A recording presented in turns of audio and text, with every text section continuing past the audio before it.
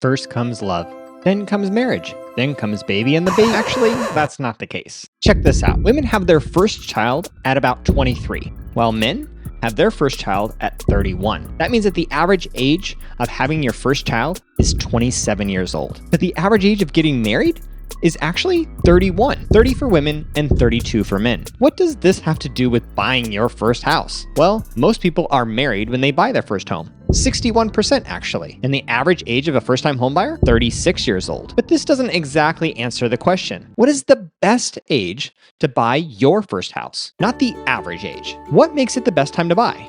Two things. First, you plan to own the home you buy for at least 5 years. Buying a home is cheap, but selling is expensive.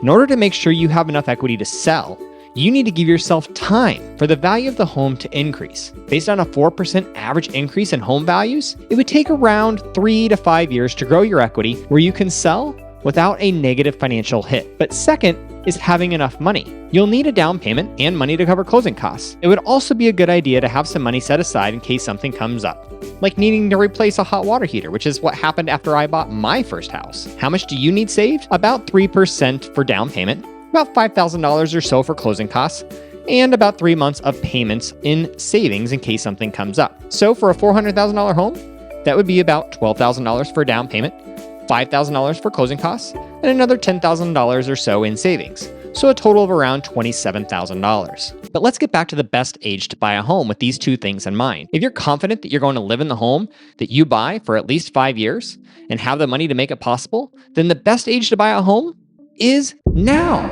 The sooner you buy a home, the sooner you lock in your monthly housing payment. But even more important is your ability to grow your wealth. Using that same $400,000 home and a 4% average appreciation, your home would be worth $416,000 in just 1 year, $432,000 in 2 years, $450,000 in 3 years, $468,000 in 4 years, and $486,000 in 5 years. Can you save $86,000 in 5 years?